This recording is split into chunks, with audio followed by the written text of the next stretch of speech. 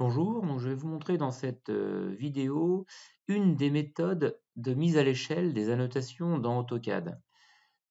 Vous le savez très bien que les annotations, notamment le texte, les cotes par exemple, dans AutoCAD sont particulièrement des fois difficiles à mettre en place et à ajuster au niveau taille, dimension par rapport à l'impression.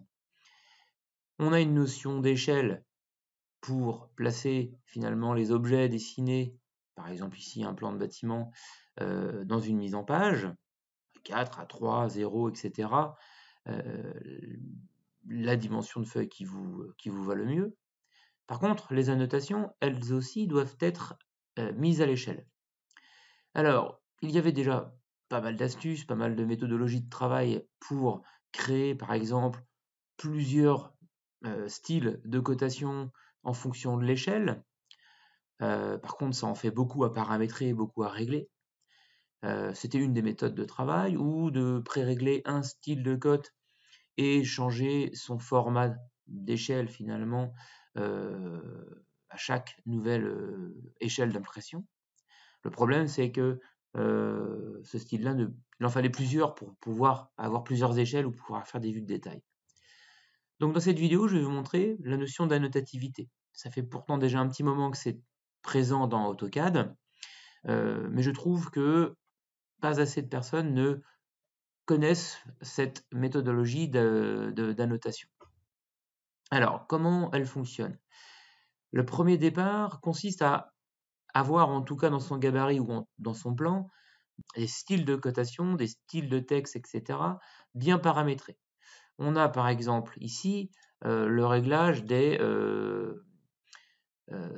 styles. Par exemple, le style de texte ici doit être, alors on le voit ici par un petit symbole devant le nom de mon style, doit être annotatif. En fait, c'est simplement ici une coche annotatif qui va dire que ce style-là, ou en tout cas l'écriture de texte avec ce style-là, se mettra à l'échelle automatiquement en fonction d'une échelle déclarée. Échelle déclarée en bas ici sur la droite. Donc, style de texte pré-réglé. Tout de suite, on voit la petite annotation devant. On est sûr que c'est bon. Pour les styles de cote, c'est un peu pareil. C'est-à-dire qu'il faut modifier le style. Aller dans l'onglet, par exemple, ajuster ici pour annoter, pour dire que ce style de texte sera annotatif. Et ce, pareil sur les lignes de repère multiples. Alors, le tableau n'est pas concerné par l'annotativité. Donc, on a bien ici les trois styles texte, cote et style de repère multiples qui sont annotatifs.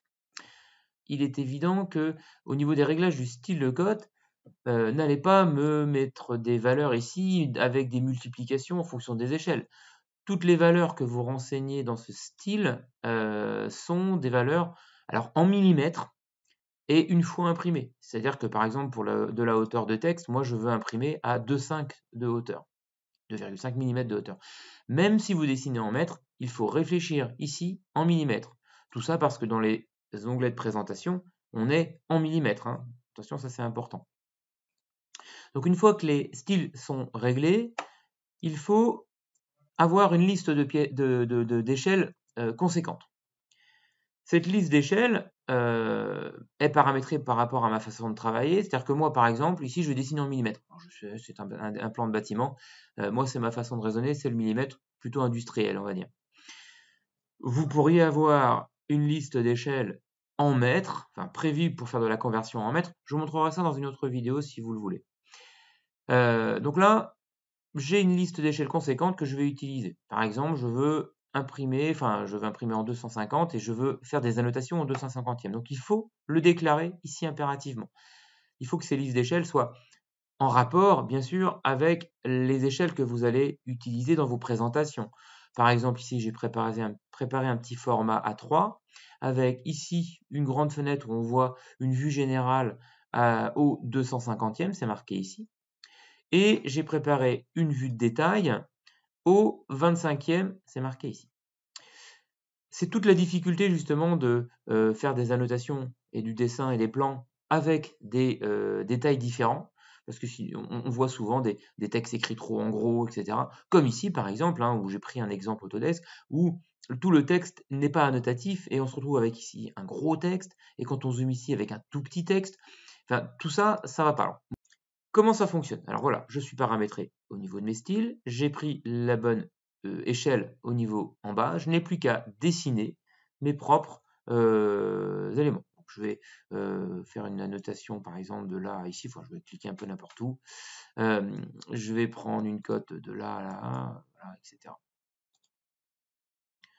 On peut imaginer mettre des cotes, on peut imaginer, tiens, je vais mettre exprès et volontairement une cote en travers ici qui passe en plein milieu des bureaux. Vous allez voir que l'annotativité permettra aussi des masquages un peu automatiques. Donc, je fais de l'annotation de type cotation, mais je peux aussi prendre du texte. Je choisis bien, attention en bas, une hauteur de texte à 2,5, hein, c'est ma norme, à 0 degré. Voilà. Voilà, je vais mettre une information basique. Le texte prend la même taille que les cotes, hein, je suis à 2,5, mes cotations aussi, etc. Maintenant, si je regarde dans mes présentations, dans mon affichage de ma fenêtre de présentation qui était au 250e, la même que j'ai utilisée pour la création des annotations, eh bien je vois apparaître mes cotes, mes textes, etc. Hein, où je ma cote en plein travers ici également. C'est pas très joli, je vous l'accorde. Par contre, vous remarquez que dans la vue ici, je ne vois pas la ligne de cote qui traverse ici. Donc déjà, il y a un masquage automatique des échelles, des objets qui sont sur une échelle. Elles ne se verront pas dans une autre fenêtre si elles n'ont pas la bonne échelle.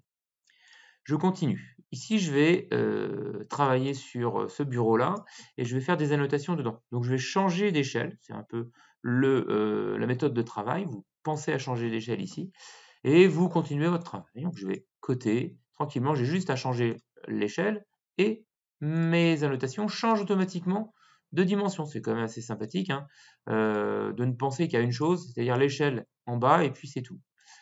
Voilà, je vais y mettre quelques éléments ici. Hop. Voilà, bon, c'est pas grave, c'est pas très joli, je vous l'accorde non plus. Ça traverse le mobilier. Allez, pour changer, je vais mettre un texte ici.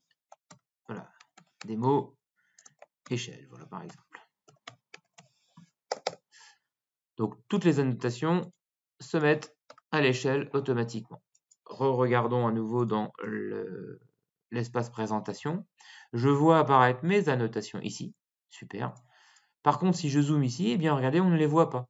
Il y a bien une notion de masquage donc entre la fenêtre ici qui est au 250e où je ne vois que les annotations au 250e et ici avec une autre fenêtre qui est au 25e où je ne vois que les annotations au 25e.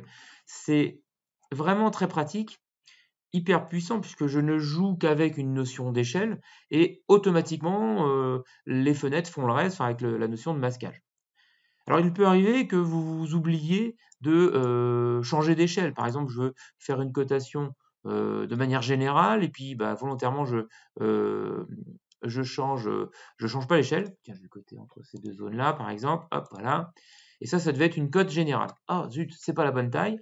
Eh bien, vous vous en rendez compte plus tard. Vous avez la possibilité dans l'onglet Annoter ici et tout à droite d'ajouter ou de supprimer des échelles dans des objets annotatifs. Alors, je pourrais faire une grande fenêtre pour tout prendre, hein, mais moi, ce que je vais faire, c'est que je vais modifier juste cet objet-là.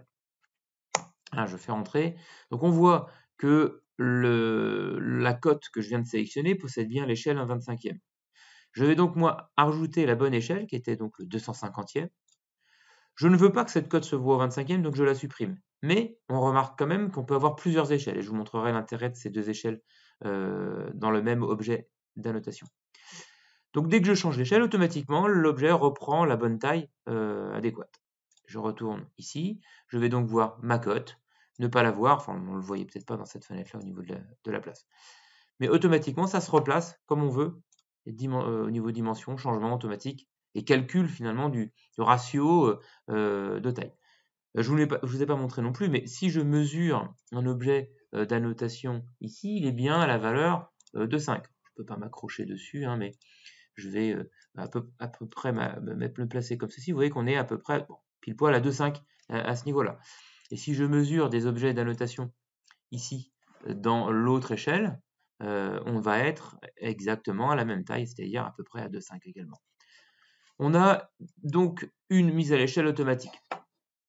Alors, pourquoi utiliser plusieurs échelles dans le même objet? Par exemple, le texte que j'ai mis ici, je voudrais qu'il soit visible et au 25e et au 250e. Donc là aussi, c'est possible.